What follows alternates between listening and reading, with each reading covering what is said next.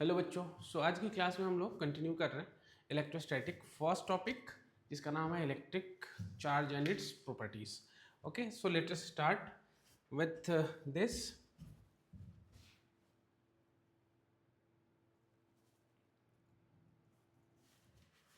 Electric charge and its properties, method of charging, electroscope and Coulomb's law. Okay, what is electrostatic? So basically in this chapter we study the effects of the charges which is at rest. What is the meaning of it? Electro का मतलब होता है बच्चों charge, static का मतलब at rest. So in this chapter we study the effects of charges at rest. Effect of charges at rest. But to proceed further we need to know what is charge और ये कैसे आया. इसके लिए हम लोग बच्चों rubbing action, method of charging, induction method, ये सारी चीज़ें पढ़ने वाले. बट आप ये समझिए कि जब भी हम किसी दो ऑब्जेक्ट को रब करते हैं, रब करने के बाद उसको पास लेके आते हैं तो वो अट्रैक्शन शो करता है. ये बहुत टाइम पहले से हमें पता था, जैसे कि कॉम एंड हेयर के साथ वाला जो हम एग्जाम्पल करते आए हैं, या फिर आपने देखा होगा कि इस पे कुछ चार्जेस आ जाते हैं. यहाँ पे हो सकता है कि प्लस भी हो सकता है माइनस भी हो, इस पे माइनस हो, तभी ये अट्रैक्ट करेगा. इससे पहले कि चार्ज आया कैसे, ये सारी चीज़ें हम बात करेंगे कि चार्ज इंड्यूस कैसे हुआ. और ये एक फ्रैंकलिन साइंटिस्ट थे जिन्होंने प्लस और माइनस चार्ज के बारे में बताया था. ये सारी इफेक्ट्स हम इसमें पढ़ने वाले हैं. अब जैसे ये ट्रक है, तो इस ट्रक में यहाँ पे एक आयरन की चेन होती है जिसको हैंग किया होता है, इसलिए क्योंकि एयर की वजह से जो भी फ्रिक्शन आ रहा है, इस फ्रिक्शन के वजह से रबिंग एक्शन होता है. ठीक है, रबिंग एक्शन.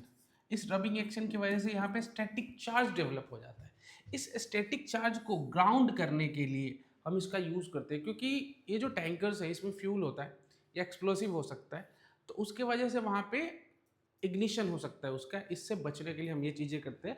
बट आजकल के मॉडर्न ट्रक्स में हम टायर में ही ऐसा कुछ फैसिलिटीज़ प्रोवाइड करते हैं कि ये कंडक्शन का काम करती है और सारा चार्ज ड्रेन आउट कर देती है ग्राउंड के थ्रू. ये सारी चीज़ें देखेंगे हम. उससे पहले हमने इलेक्ट्रोस्टैटिक के बारे में समझ लिया. टॉपिक का क्या सिग्निफिकेंट है बच्चों, तो नीट में एवरी ईयर आप 3 क्वेश्चन तक एक्सपेक्ट कर सकते हो कि इस टॉपिक से आएगा. जेई में, अगर जेई मेंस की बात करें, जेई मेंस में 2 क्वेश्चन तक आ सकता है. और ये टॉपिक मेरे हिसाब से देखा जाए तो थोड़ा लेंदी है, थोड़ा बड़ा चैप्टर है, बट आसान है. अगर आप कंसेप्चुअल क्लैरिटी आपकी अच्छी है और अगर आपने प्रैक्टिस सही से किया है तो आप अच्छा कर लोगे.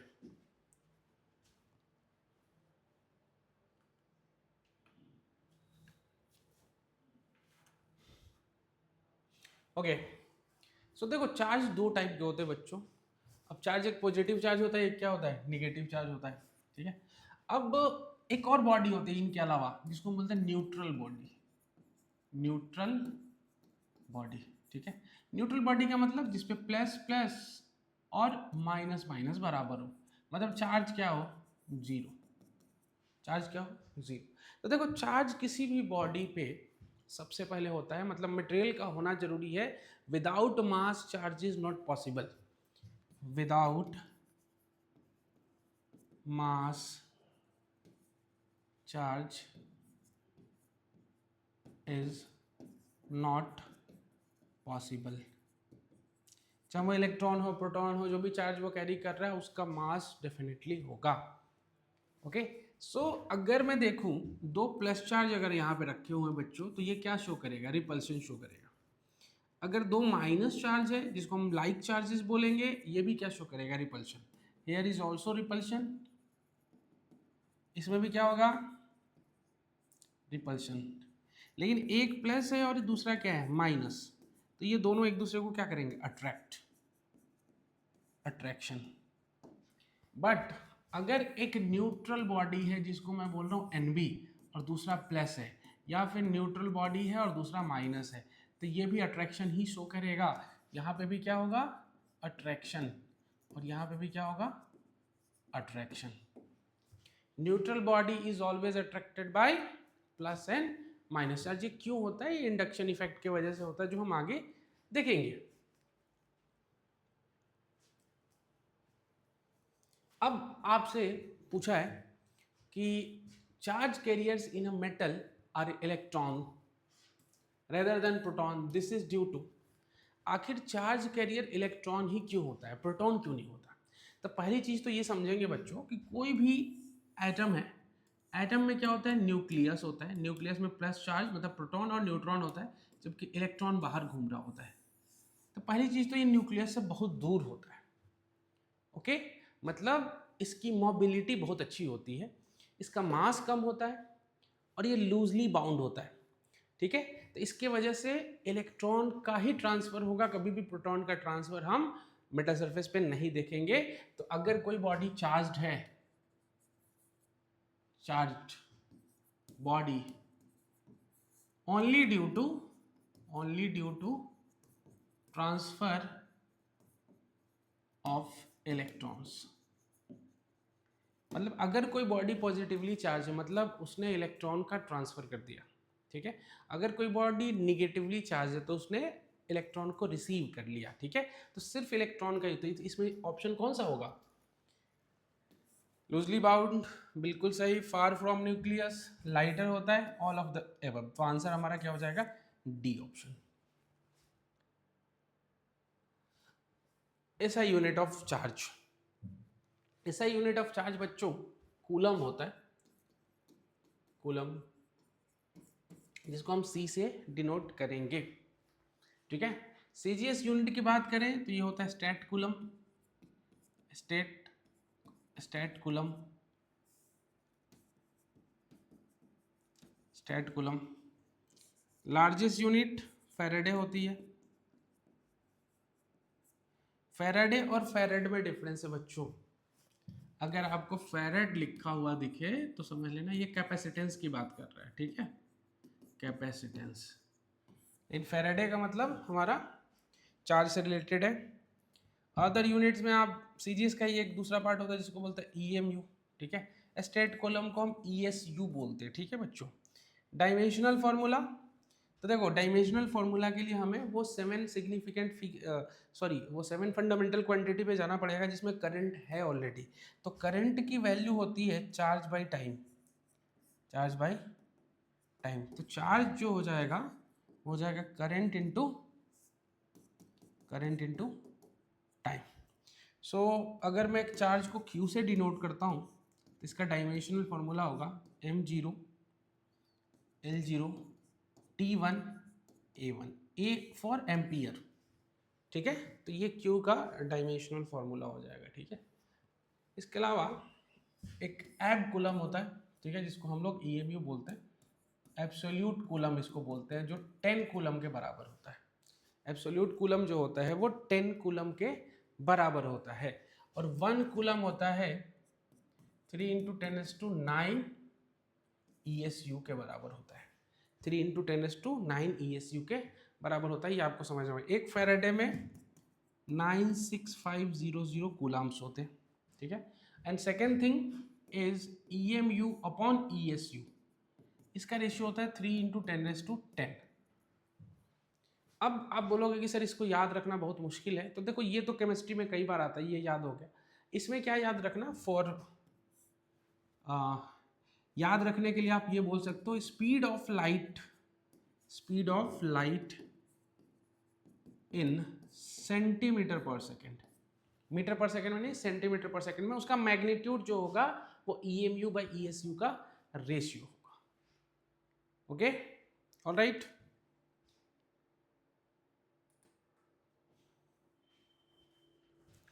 ओके, सो ये डेटा आपको ध्यान रहना चाहिए, इस पे क्वेश्चन आ जाते हैं, ठीक है। डायमेंशनल फॉर्मूला, इस आई को एम्पियर भी आप लिख सकते हो, कोई दिक्कत वाली बात नहीं है, ठीक है। अब यहाँ पे बहुत लोग बोलते हैं कि सर करंट को हमने 7 फंडामेंटल यूनिट में रखा है, चार्ज को क्यों नहीं रखा, क्योंकि चार्ज से ही करंट बनता है, ठीक है। तो ये दिमाग में कभी कभी आया होगा आपके। तो अब देखो पहले करंट को डिफाइन किया गया और वो है आपका एक लॉ होता है मैग्नेटिज्म में जो हम देखते हैं कि definition of ampere, so search for definition of ampere, वहाँ से पता चलेगा आपको कि हमने उसको क्यों नहीं लिया, और उसी के हिसाब से हम लोग mass, length, time, luminous intensity, temperature, current, amount of substance, ये सारी चीज़ें हमने वहाँ से उसको हमने डिफाइन किया। द नेक्स्ट क्वेश्चन है how many electrons are required to make 1 Faraday. So 1 Faraday की value we know 96500 coulomb 1 Faraday में।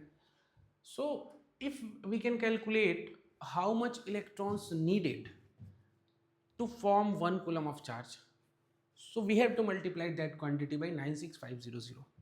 So first, 1 electron, value of 1 electron is 1.6 10 raised to minus 19 coulomb. You can write it 1.6 into 10 raised to minus 19 into 1 coulomb.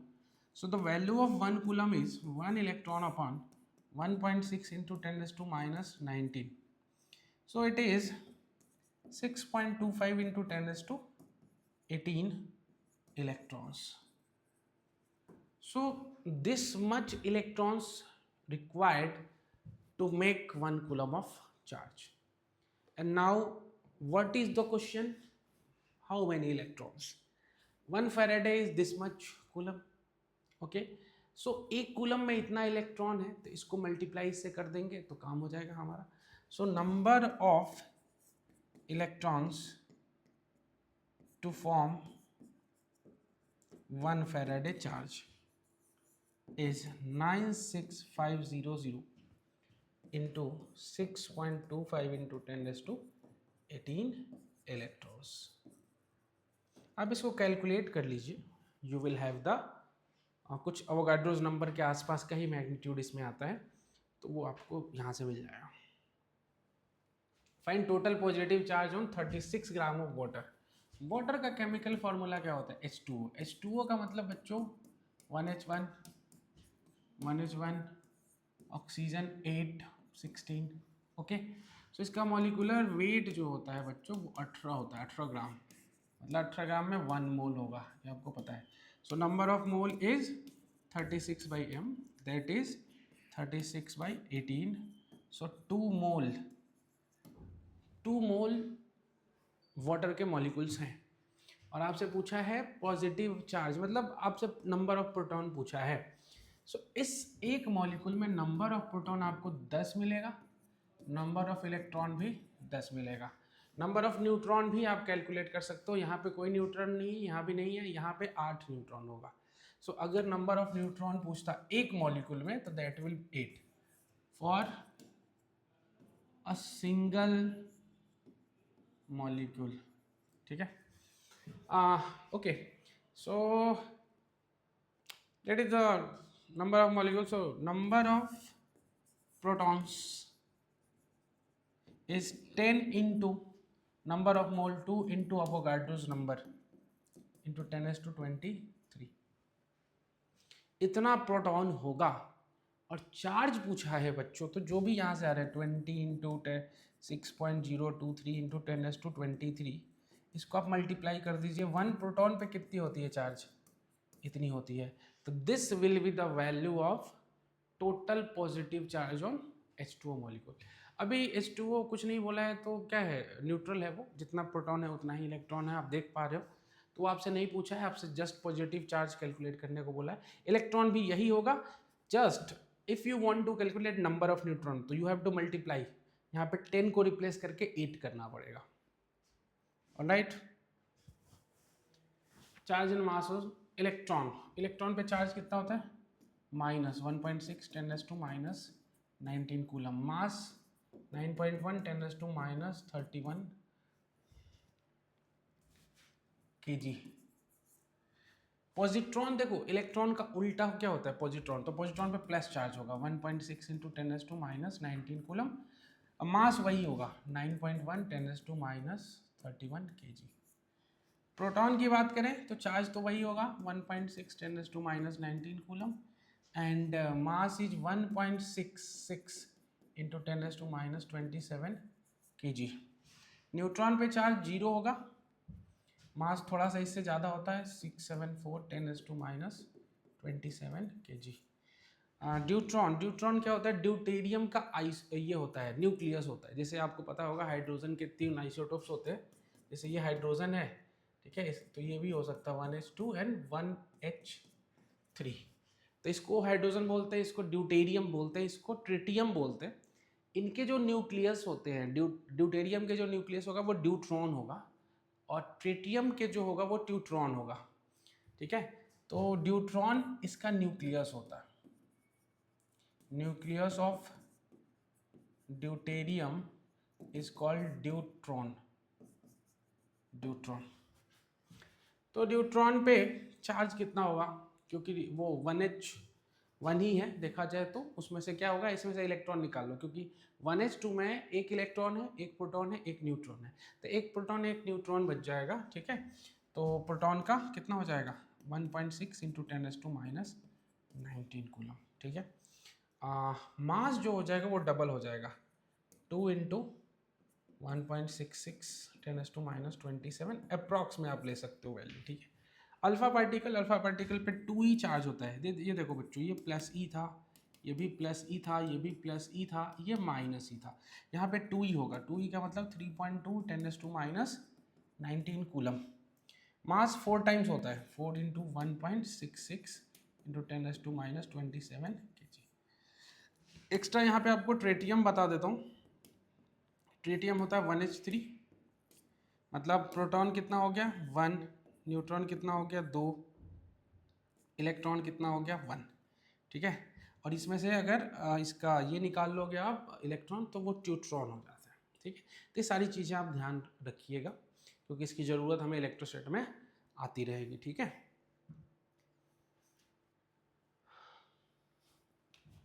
Charge on alpha particle अभी भी निकाला था हमने, 2 से multiply कर दो, ये वाला आंसर हो जाएगा, ठीक है।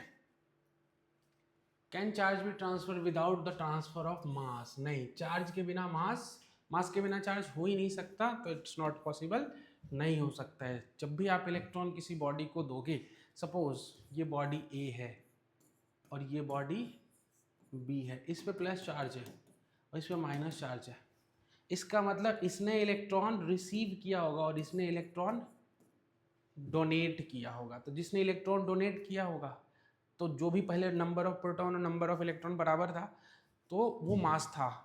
अभी आपने ये कर दिया और इसने रिसीव किया, तो अगर पूछा जाए आपसे कि मास किसका ज़्यादा होगा, तो आप बता देना मास ए का ज़्यादा होगा, क्योंकि उसने इलेक्ट्रॉन रिसीव किया है, जबकि बी ने इलेक्ट्रॉन को डोनेट किया है, ठीक है। इसके वजह से इसका मास ज़्यादा होगा।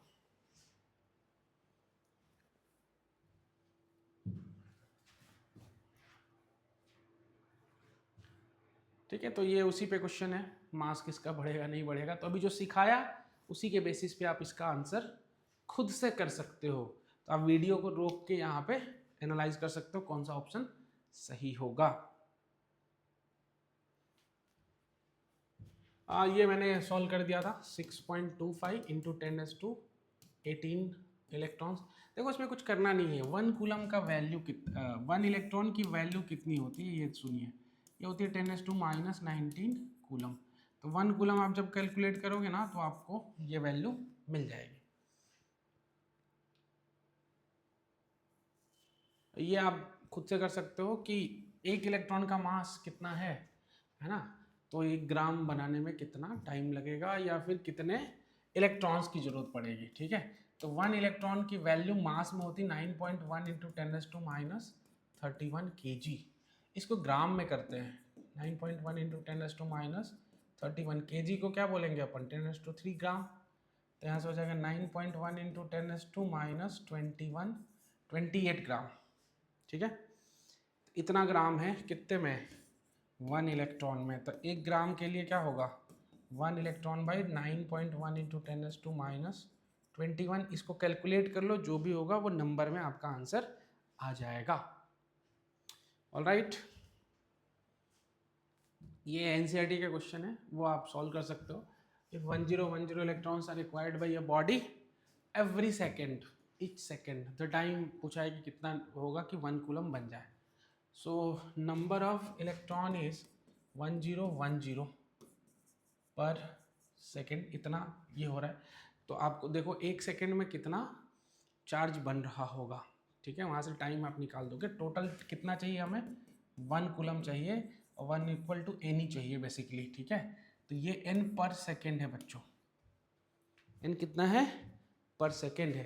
तो क्यू को 1 रख दिया, एन हमें निकालना है, ठीक है। तो वहाँ से नंबर ऑफ इलेक्ट्रॉन तो हमारा निकल ही जाएगा।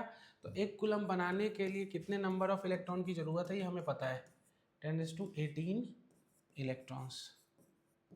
तो टाइम जो लगेगा बच्चों वो लगेगा 6.25 इंटू 10⁻18 अपॉन कितना पर सेकेंड आ रहा है, 1010। ये जो आंसर आएगा इस सेकेंड में आएगा। इसको आवर और ये सारी चीज़ों में आप कैलकुलेट खुद से कर सकते हो। काफ़ी टाइम लगेगा, आपको दिख रहा है 10⁻18 है, ठीक है। Okay, next is properties of charges. Properties of charges में बच्चों चार्ज एडिटिव होती है, मतलब आप चार्ज को उसके साइन के साथ देखकर ऐड या सब्ट्रैक्ट कर सकते हो, ठीक है। आप उसको ऐड या सब्ट्रैक्ट कर सकते हो चार्ज को देख के, कोई दिक्कत वाली बात नहीं। जैसे मान लो कि किसी बॉडी पे +5 कूलम भी चार्ज है, -3 कूलम भी चार्ज है, तो क्यू आपका हो जाएगा 5 - 3 = 2 कूलम चार्ज, ठीक है। चार्ज कंजर्व्ड मतलब किसी भी आइसोलेटेड बॉडी पे charge can neither be created nor destroyed, ठीक है। चार्ज क्वांटाइज्ड का मतलब क्या है, Q = Ne ± Ne, ओके। मतलब किस चार्ज जो भी किसी बॉडी पे होगा वो integral multiple of smallest unit of charge जो कि है E 1.6 × 10⁻⁻19 कूलम, इसके इंटीग्रल मल्टीपल में ही होगा। फ्रैक्शन में पॉसिबल नहीं है, आधा इलेक्ट्रॉन या 1/8 इलेक्ट्रॉन इज नॉट पॉसिबल। इसके अलावा हमारे पास कुछ क्वार्क्स होते हैं, वो हम आगे डिस्कस करेंगे। बट अभी ये समझ लीजिए कि 1 इलेक्ट्रॉन, 10 इलेक्ट्रॉन, 10 लाख इलेक्ट्रॉन, ये सब पॉसिबल है। आधा अधूरा इलेक्ट्रॉन पॉसिबल नहीं है।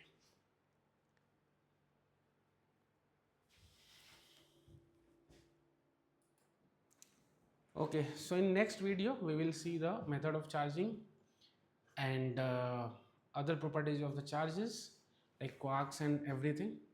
And from next we will discuss electroscope, Gold leaf electroscope, and then Coulomb's law.